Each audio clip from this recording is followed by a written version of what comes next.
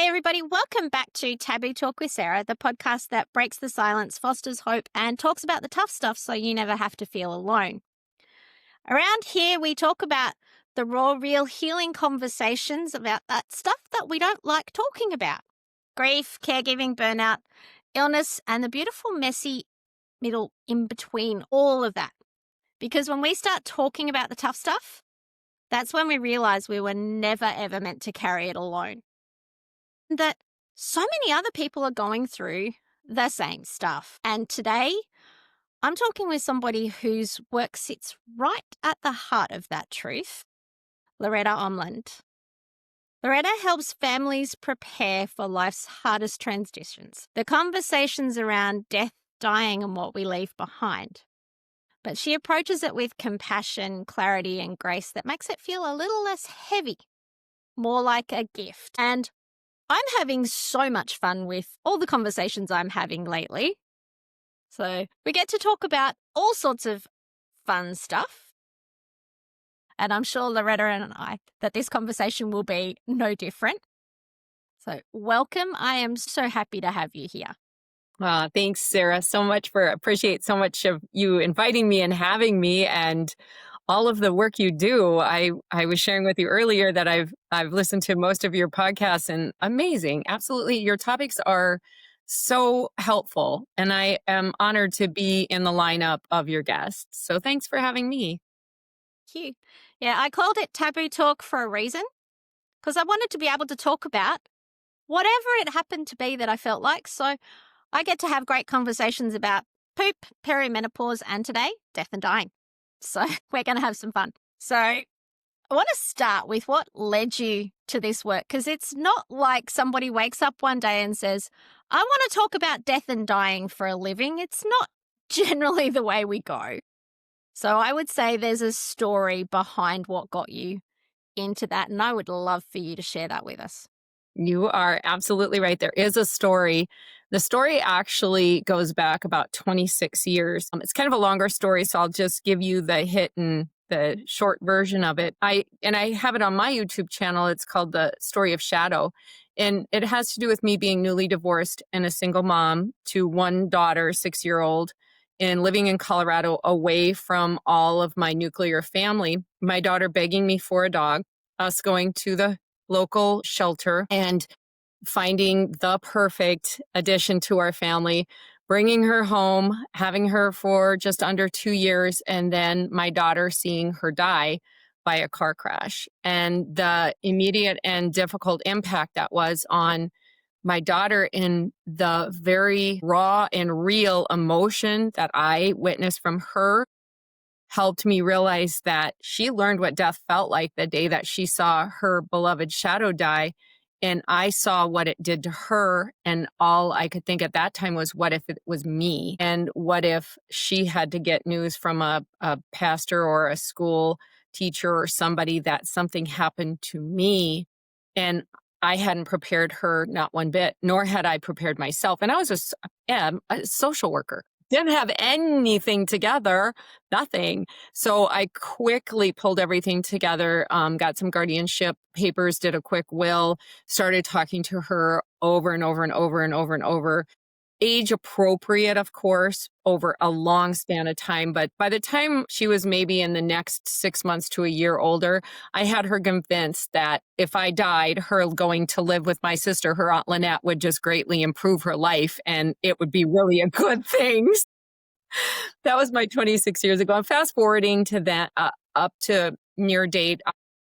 A lot of online work with personal development, which led me to the online world. This was probably 5 years ago. And just looking at trying to better myself and realizing that there's a really compassionate online world there where you can share messages and help other people. And the calling came out of me. There's many reasons why and how many other entrepreneurs will find that same path. But when you find your calling, you can't shut it down. And my calling was death and dying and helping people also prepare so that not everything that happened with Danielle, would happen. But I generally speaking right now work with empty nest moms versus moms with young children, just because the whole guardianship issue is a big issue, but blended families, the importance of having your affairs in order and talking about it. People don't talk about it. And the more you talk about it, I'm going to say this so respectfully, the more acceptable it can become. If you never talk about it, there's no frame of reference. And then it's scary and big. And it's always scary and big, but it's scarier and bigger and more difficult. And if we have those conversations, it doesn't have to be this big, scary, horrible thing. And I lost my mum 12 years ago. Oh. And in some ways, I'm really grateful that she was really organized. So she had the will together, she had all of that, and she had done from when I was quite young because Nice. she worked in the court system. So it was like, She yeah, knew. she had all of that together, and that was great. But it was some of those, and my mum had cancer, and for a long time we thought, yep, she's going to beat it. Although being a trained oncology massage therapist, I was in that, I know stuff that I really wish I didn't. But it was like, my mum wasn't just my mum, she was one of my best friends, and having those conversations, that reality of I am going to lose her, this is going to change. Now, there was some things that were like the Christmas dinner set became the everyday dinner set because every day was special.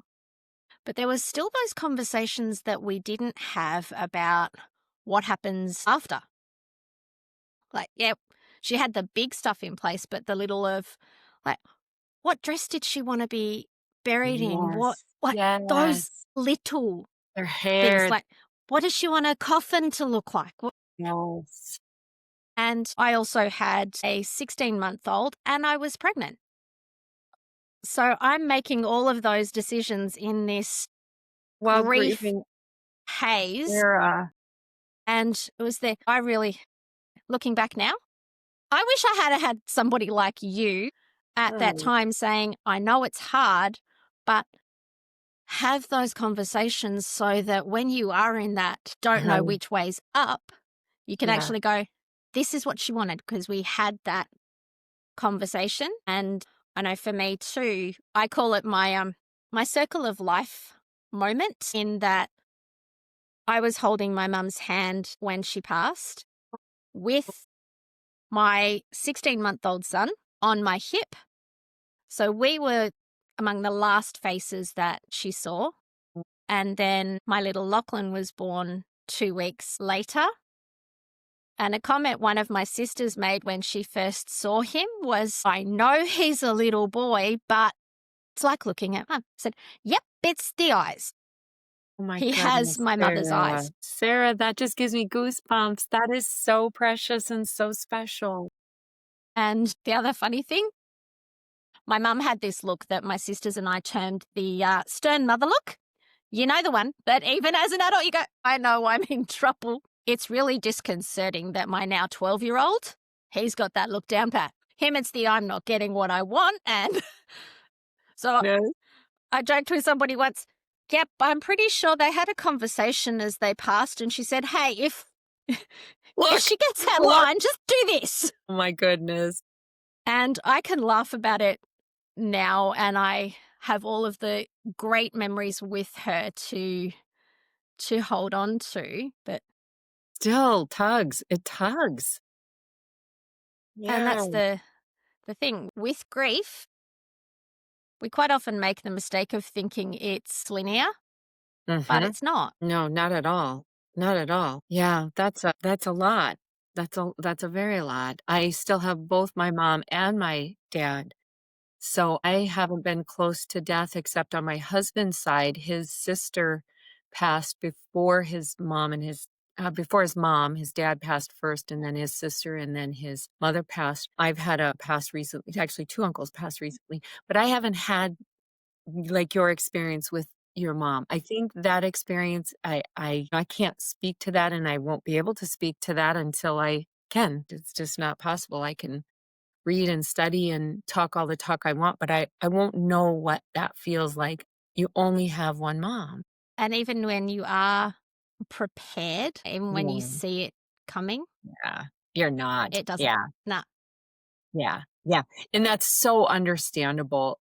I think of all the conversations that can be had, that need to be had, that should be had, but I don't think any are ever going to prepare you in the immediate event. But I think you touched on a pretty important one too, just knowing, what would the funeral arrangements have been made? What could have been done ahead of time that you would have spared you from making those decisions with your baby on your hip and your little one in tow? What could have been done? And people do the best they can do, and they do, just not realizing, I don't think, how much more they could do and how simple it is when you're not grieving. Because and I say that relatively, not frivolously, but I can go plan my funeral and go, okay, this is kind of cool.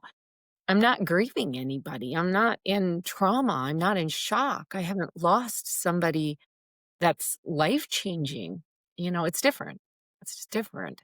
And making those arrangements, I just think are so important. Yeah.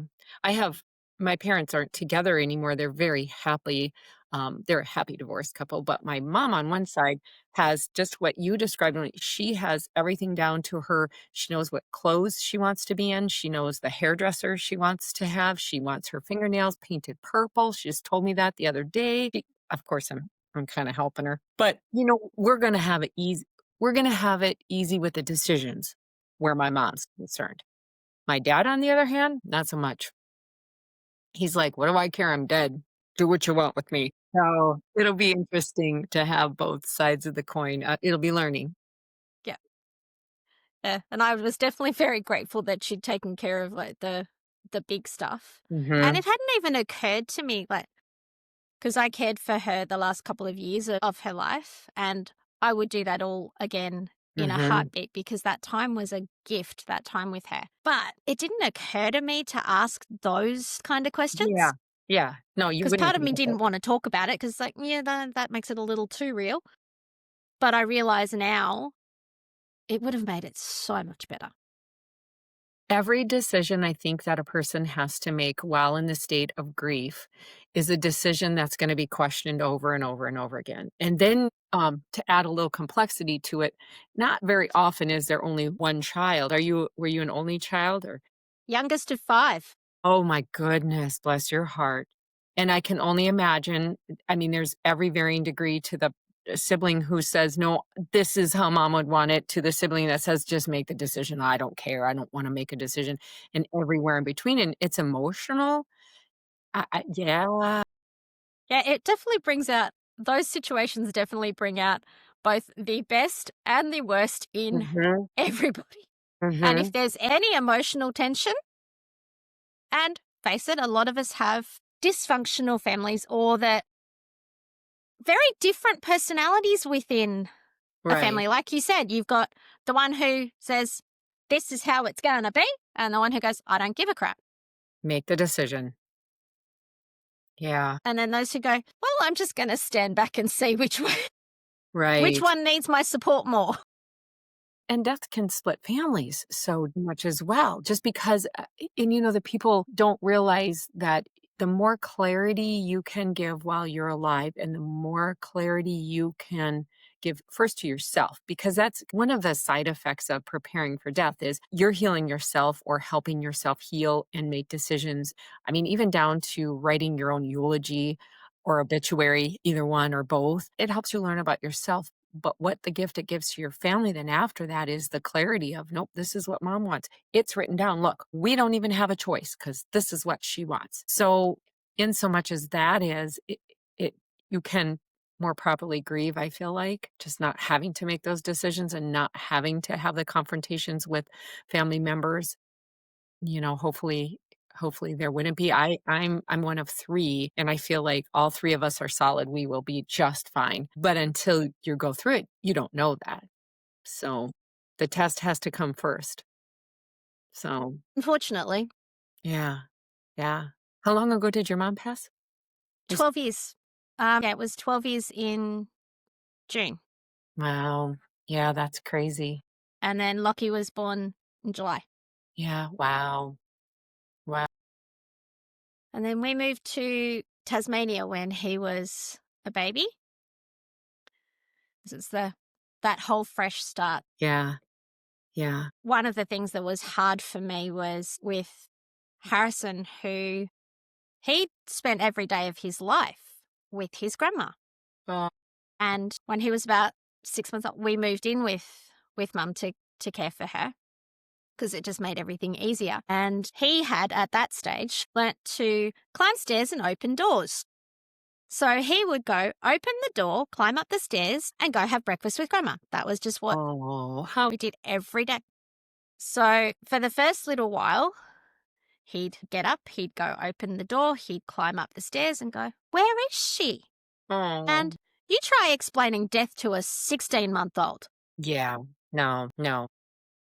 And it was no, I need to be out of her house. I need to take him out of her house Mhm. because that was what it was. It was mum's house. It was mum's I'm home. She'd sure. lived there for, I think, 8, 9 years before Mhm. we'd moved in. So it was my mum's house and everything Oh, in it moms. was Oh, her. boy. And moving to Tasmania was the best move we've ever made because it gave me that space to heal and to rebuild and to go through that grieving process, but without having that constant reminder Right, hit me in the face right. every day. Yes, yes. Yeah, And my advice to anyone going through grief, even if it doesn't make sense, do what you need to get through it yes, and be kind to yourself.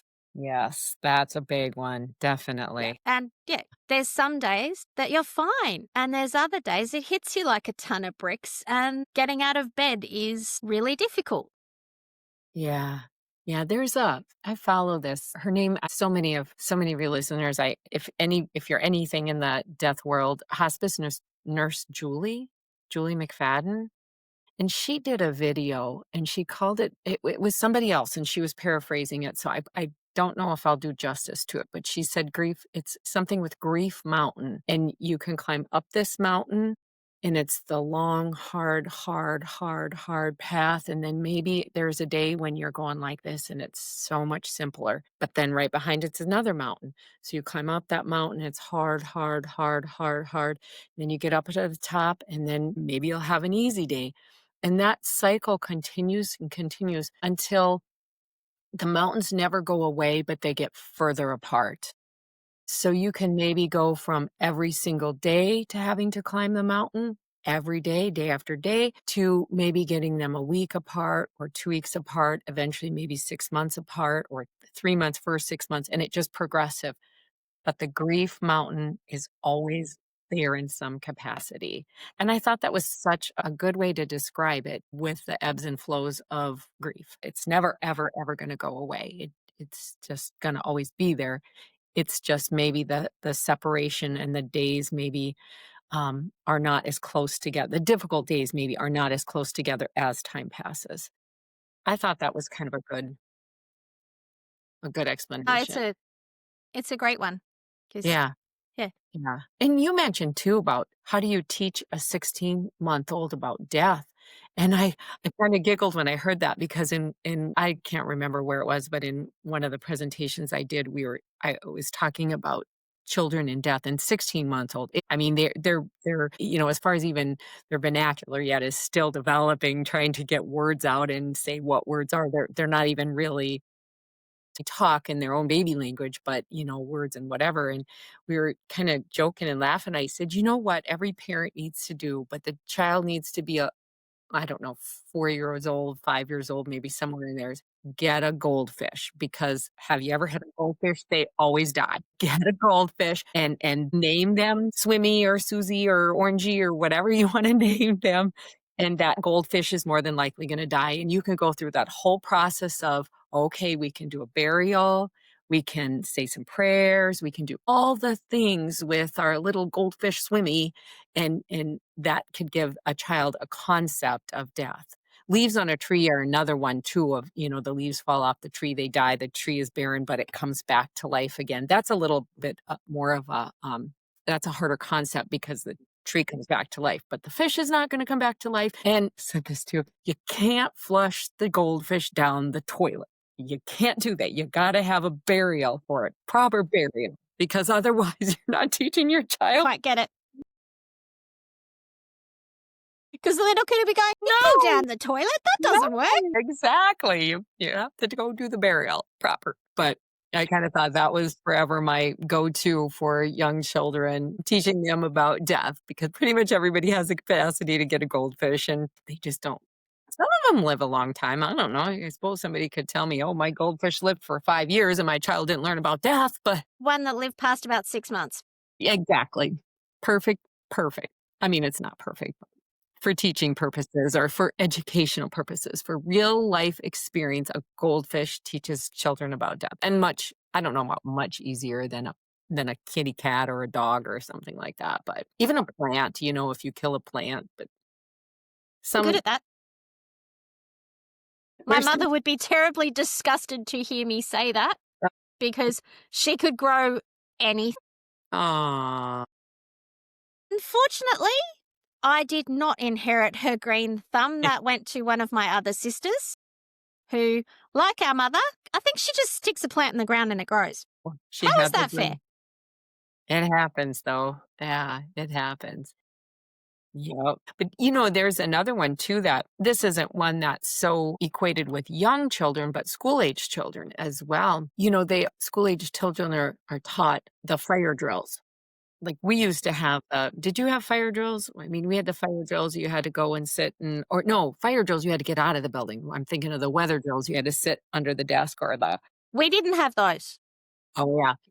I live in the Midwest and we've always had the weather drills, but a fire drill is a good example. And, it teaches children that in an emergency situation, here's what you do. You don't get anything. It's a fire drill. So you go out down this hallway and that hallway, and here's your exit route. You go stand outside and you stand out there, regardless of what the weather is, until the school official or somebody calls all clear, and then you can come back in. And the whole purpose and the whole research behind the idea of fire drills is, of course, so children know where to go, but it gives them that frame of reference. So if there were a real fire, the shock and the panic wouldn't be as much. And death is a lot the same way. Talking about it to our children is the same concept of what you're trying to do is not scare them, not shock them, not do all the things, but try to have those gentle conversations that give them that frame of reference. That if all of a sudden mommy's gone, what would your world look like? And it's a stepping stone. You little by little by little by little by little by little by little, it's built on. And it takes time and age, again, age appropriate for depending on when you're talking to your child. But I remember with my 6-year-old, not shortly after Shadow had died, but she was she was 8 when Shadow died, 7.5, 8, somewhere in there.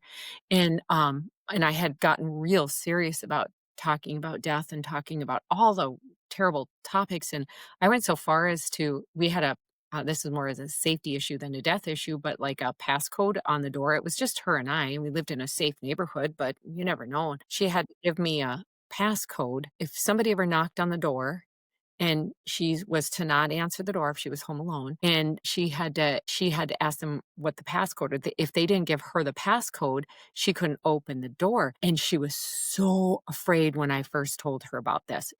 And I didn't handle it very good because she was a little bit too young or too, I don't know, I hit it too hard. And the one day I tested her on and I knocked on the door and she's like, didn't answer. And then she didn't know it was me. I said, Lucy was her passcode. Lucy told me I'm supposed to come and get you and take you to your mom. And then she opened the door real slow and she's like, Mom, you scared me. And I said, but I told you the password, Lucy, and you didn't open the door till I said it. So it's so good. Conversations with children are just, and all of those kids, they can get complicated and they can get out of whack real quick. But I think just a parent recognizing when to pull back on them can help a lot as well. But it's a big subject, and death is when you encompass, you go, here's a whole realm of talking about it here's a whole realm like you with your mom being prepared as an adult and everything in between. And then you get into the whole legal part of it. Though, what does your estate planning need to be done, and where do your kids know how to find your stuff and all that? And oy vey, it's a loaded conversation, and I'll talk about it all day long. Because you even do a workshop on doing your will your way. Yes, I Do you want to do. tell us a little bit about that? Because, yeah, as heavy as it can be, the legal stuff's important. Yes. And taking care of it takes a lot of the pressure off those that are left behind. Yes. And what I've discovered in the process of learning about this and actually helping people gather the information is that the information is everywhere. So there's so many people that think they hold off because they think, number one, you have to have an attorney. And it's not a bad idea to have an attorney. It's just not always required. And knowing when it's a good idea and when it's not a good idea, the more you inform yourself, the better it is. So that's kind of where I started from, in always giving the disclaimer, I'm not an attorney. I'm not giving any legal advice. I'm not going to tell you what to do. I'm only going to give you information, and then you can make the decisions based on that. And what it's evolved into is people realize that writing wills, really not that big of a deal. If you're in a regular nuclear family with young children, guardianship can be an issue. That could be an attorney conversation. If you're in a blended family, that can get real messy. Same thing. If you're a regular person, with like an empty nest mom, and you have this, and this, or if you're a single parent or you're not no longer married, having that information just gives you the knowledge is power kind of realm to work in. And once you realize the parts of a will that are required in your specific state, now I can't speak abroad, but in the United States, every state might have little nuances that are different. They're not that difficult. But what I started offering was I do either 3 or 4 weeks. It depends on kind of the group that I have going.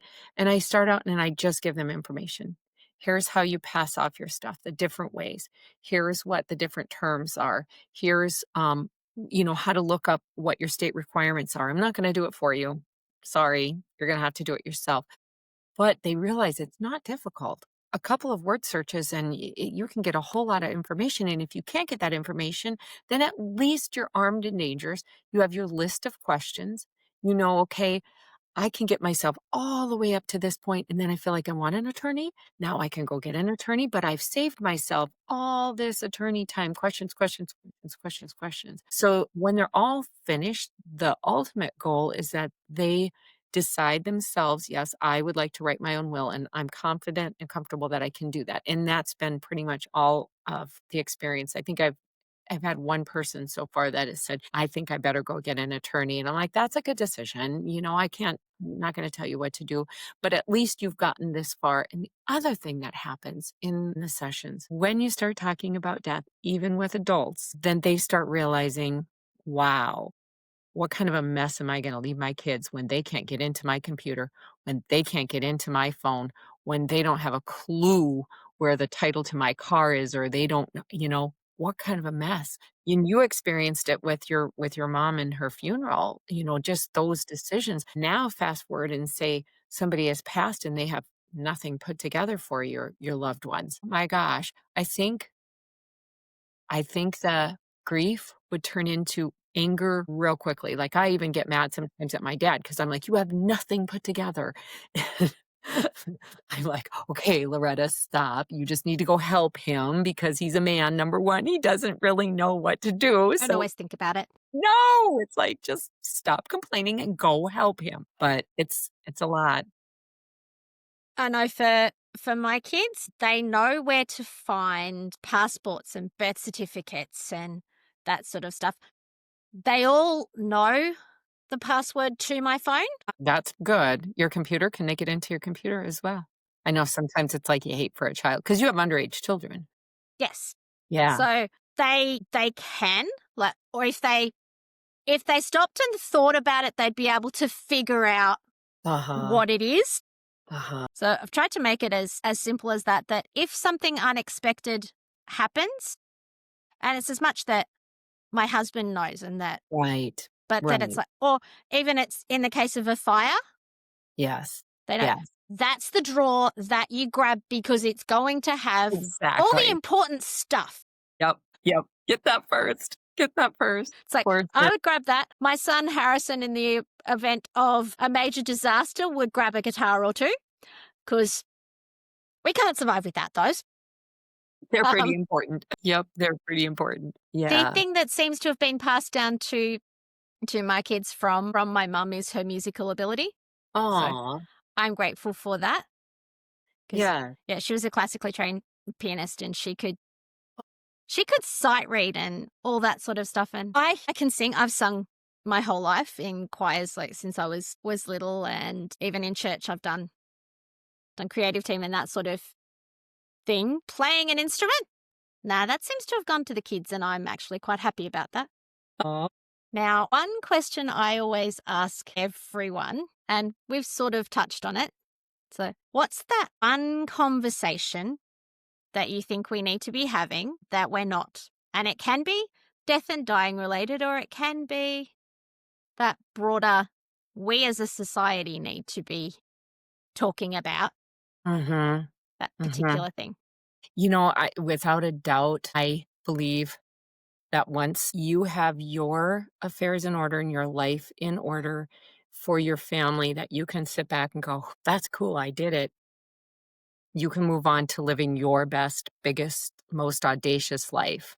And I think that talking about preparing for death to the point where you have it done yourself frees you up in a way that I think helps people just realize that every single day is a gift and that every single day you should say yes to something exciting and yes to big scary things, whatever those are, or little scary things, just even the little stuff, but trying new things. And you just mentioned like, an instrument and all that stuff. And it kind of cued me in because I've been playing around with some online stuff for vocal lessons. I don't even want to say it because I'm like, no, I can't sing. But it's that part of society that says that death is so taboo that we're afraid to talk about it to the point of, I believe, stalling our lives and making us more acceptable and understanding of it, that we don't live as big as we possibly could. And I think we could all live so much bigger, so much more fuller lives in the acceptance of mortality. So I believe in bucket lists, big, small. I don't care what's on your bucket list, but bucket lists, I love them. Yes, because then our life and how we live it gets to be the legacy, and we get to share it now, not be something. Yes. Yes. And our kids get to have those amazing memories of doing those big things with Yep. us or Yeah. having those adventures. Like one of my greatest memories of my mum, when I lived in the UK, she came over for a holiday and we went to the Channel Islands, Hilly, Jersey. And we're walking along the beach one day and my mum spots this boat in the distance. Just happens to be the ferry that goes to France. My mum says, Oh, let's go to France for the day. oh, I love it. I love it. Did my mother speak a word of French? No. When I said that to her, she said, yeah, but you speak enough to get us in or out of trouble, so it's fine. Oh my goodness. My rule when I was traveling was I had to be able to say, hello, goodbye, please, thank you, and do you speak English? That's perfect. In the language of wherever I happen to be. So I can do that in French, Spanish, and Greek. I have a few more phrases both in French and Spanish. So like I can order beer, I can order wine, I can order a ham and cheese sandwich, The important stuff. Yes. and if I accidentally offend somebody with my French, because I will stumble through until I get to the point where it's like, everyone goes civil play because I just can't do anymore. It's like, can we please speak English? And the number of times that thinking about it now, and particularly on that trip, was thank God she's going to stop butchering our language. But see, that's a memory I have to hold on to. That is so And the special. same with that. Her big piece of advice when it came to jobs or to doing anything was get the job first and then figure out how you're going to do it. I really like your mom. What was her name? Yeah, she was pretty cool. Totally. What was your mom's And name? my mum's name was Judith, I love that. and her Hmm. middle name was Anne, which Judith means Ann. Grace. Perfect. Very, very Yeah. perfect. Huh. Yeah. And I suppose I went to England on a working holiday when I was 30 because she encouraged me to. She helped me fill in the paperwork because I was at if I don't do it now, I'm never going to. Yeah. Yeah. And that whole, if I wait for somebody to do it with me, Yes. that somebody might never show up. I mean, I was Right. 35 when I got married, Yep. Yep. So and you had seen some stuff. I'd, yeah, I'd traveled. I'd lived in the UK and Canada. I worked in 2 of the top 100 spas in the world. I did all of that before I got married and had kids. And even when I met my husband, I was 34 and I was really happy with my life. Yes, I'd always wanted to have children, but I was at that, if it happens for me, yay. If it doesn't, I'm okay with that because I actually quite like my life. Yep. Yep. Yep. That's living. That's Yeah. living when you can be acceptance of where you're at and be happy, and there you go. Yeah, for And sure. I think that's how we need to live our lives is Mhm. and I know why I wasn't afraid to go and do those things was because I did have a mum who encouraged me to do those, but it was I knew fell flat on my face. She would pick me up, dust me off and say, go do something else stupid. Oh, I love it. And that was okay. And I'm trying to have that be what I give my children too is don't be afraid to try it. What's Yeah. the worst that's going to happen? Failing is not a bad thing. No, no, it's so important. There was somebody, and I will never think of who the person was that said they had come home and every day for dinner at the dinner table, they had to tell their dad what they failed at.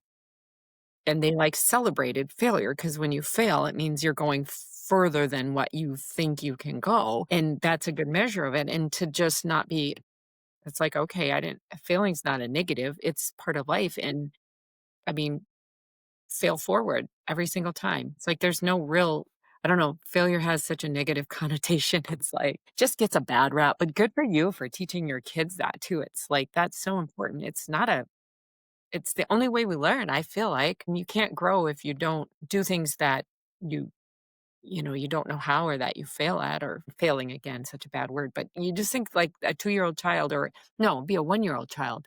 I think when they're 1, they're starting to learn how to walk. How many times they get up and get up and get up and get up and get up, get up. Like It's they not so don't. much that they learn to walk, it's how they learn to not fall down. Yes, yes. And my big thing, and my husband jokes I am a resilience coach. That is what I do in my other life, is life knocks us down. And sometimes it knocks us down hard, but we have that ability to get back up. And Yeah. as long as we get back up just one more time, then life knocks us down, then we're winning. Yep. Yep. Absolutely. Absolutely. And I'm sure you found this too, even in your in the online space and in your business. And like I'm finding this now too. I had said this to a coach quite a while ago. I said, I'm not worried about doing good or doing bad. I just know I'm not going to quit until I get somewhere. She said, where's somewhere? And I said, I don't know yet, but I'm not quitting until I get there.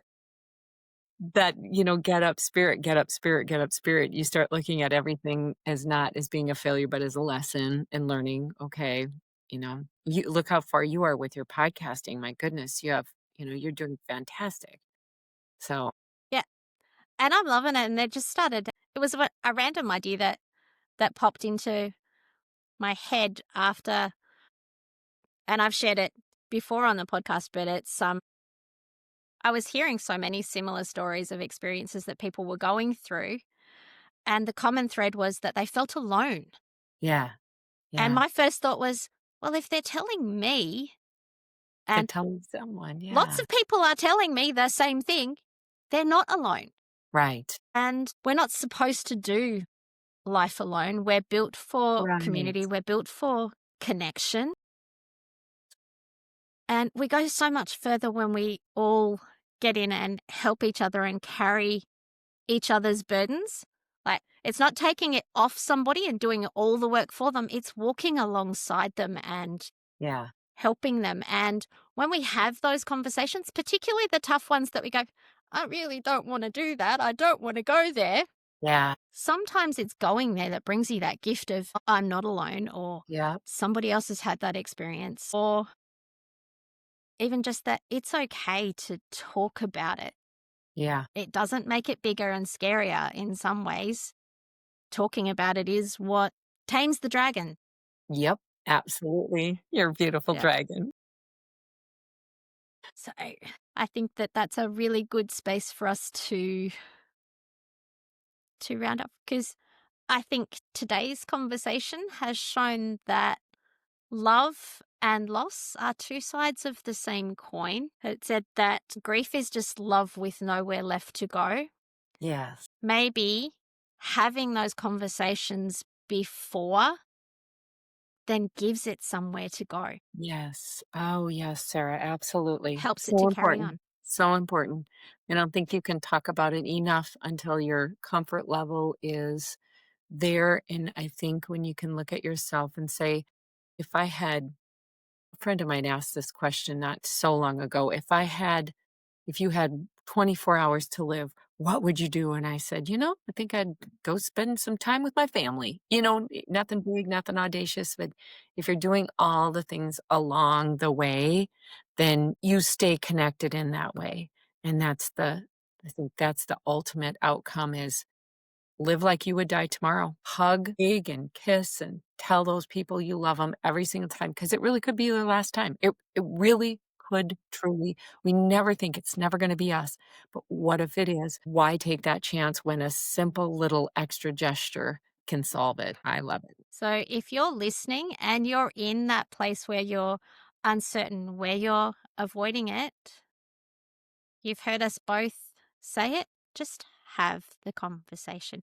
You don't have to have all of the answers. Sometimes the answers will come through that conversation. Loretta, thank you so much for Thank joining me you. today and for all of the grace, compassion, and wisdom you bring to this work and to this really hard topic, and for helping families find peace in the places that we sometimes fear to look. Well, I appreciate you so much, Sarah, and I loved hearing about your experience as well. And I appreciate you having me on and letting me share. So I'm Sarah Jordan Ross, and this has been Taboo Talk. Until next time, take care of yourselves, take care of each other, and remember, your story matters, because when one person finds the courage to talk about the hard stuff, we all begin to heal. Bye for now.